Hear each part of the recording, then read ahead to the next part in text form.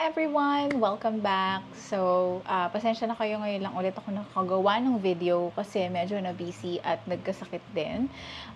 Naka-receive kasi ako ng request from one of my subscribers na pag-usapan din na natin yung China Bank Freedom Mastercard.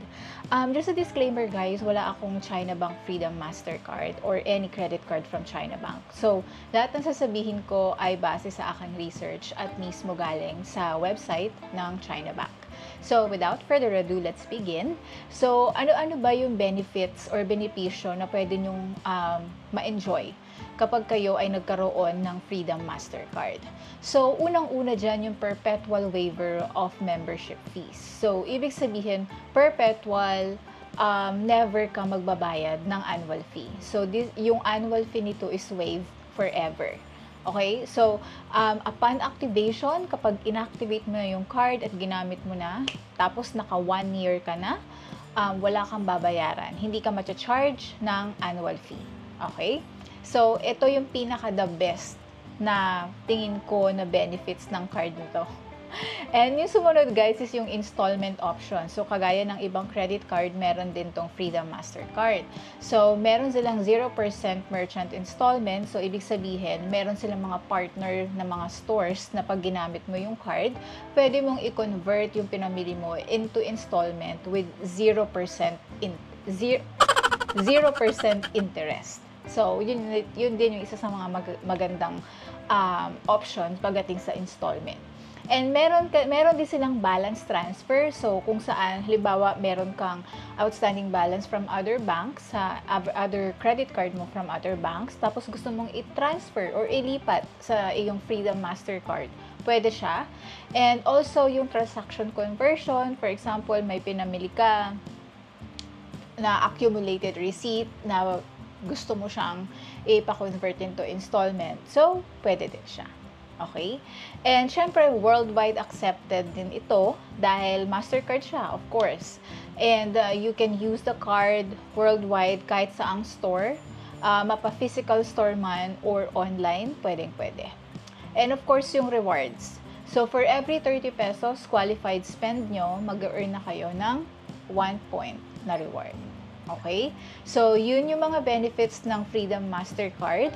At syempre, bago ka mag-apply, dapat alam mo muna kung eligible ka sa card na to.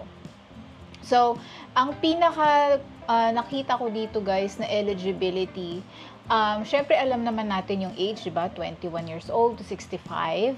And, ang kailangan ng China Bank, meron ka ng existing credit card.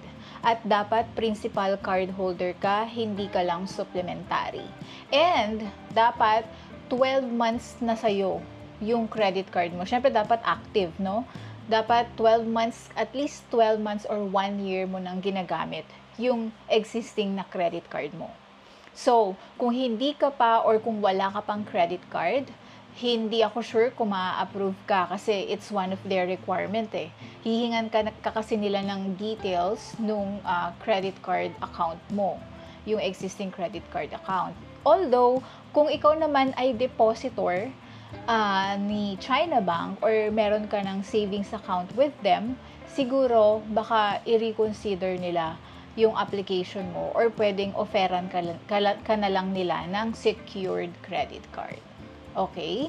So, ganun siya guys, dapat existing credit card holder ka na for at least 1 year para makapag-apply ka dito. And also, yung gross annual income na requirement for this credit card ay dapat 250,000 a year. Dapat sumusweldo ka ng 20 to 21K per month. Actually, mababa na nga rin din yun guys. Reasonable na yung gross annual income na requirement nitong card na to. At least 20 to 21K per month. So, kung lahat yon is na-meet mo, pwede ka na mag-apply. Okay? So, dapat bago ka mag-apply, meron ka ng email address. Kasi guys, ang mga bangko ngayon, lahat halos na sinesend nila yung statement of account ng credit card or yung SOA via email na. Parang wala na akong naririnig na nagsisend pa ng paper bill ngayon.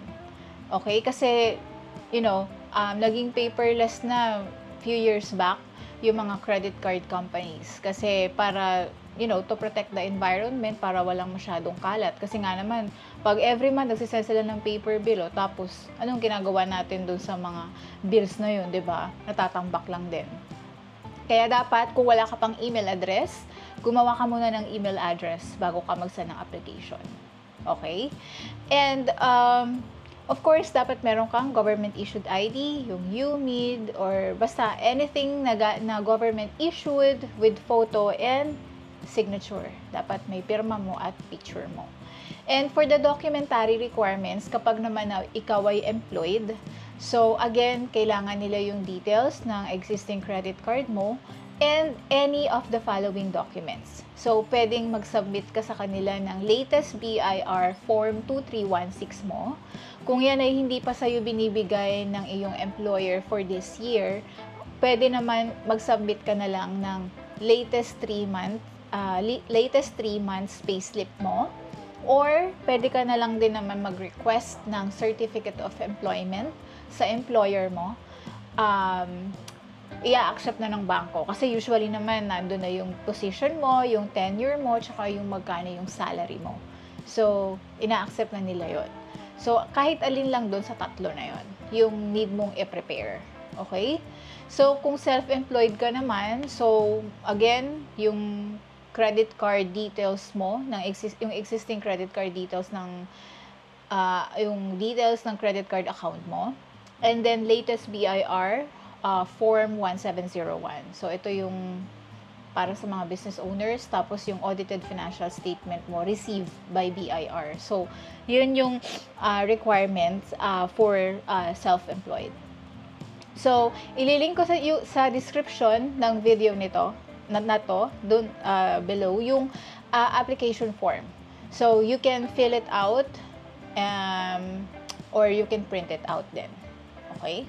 So, dalawang way, guys, na pwede nyong isubmit yung inyong application to China Bank. So, pwedeng via email. So, isubmit nyo yung documents nyo sa cbccardsales@chinabank.ph. Or, kung merong malapit na China Bank branch sa lugar nyo, pwede rin kayong dumiretso na doon at dalhin nyo yung inyong application form at saka yung inyong documents na prepare at doon nyo isubmit.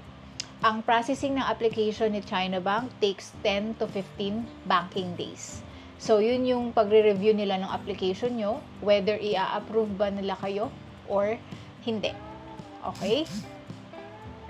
So, that's it, guys. Yun lang yung kailangan mong gawin para magkaroon ka na ng freedom. Para magkaroon ka na ng Freedom Mastercard. Ako, guys, akong tatanungin, gusto ko rin magkaroon nito kasi wala pa akong credit card na walang annual fee.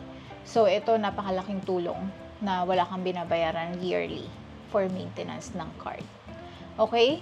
So, yun lang, guys. And I hope makatulong tong video. Kung may question kayo, leave your comment below. Maraming salamat. See you again on my next. Bye!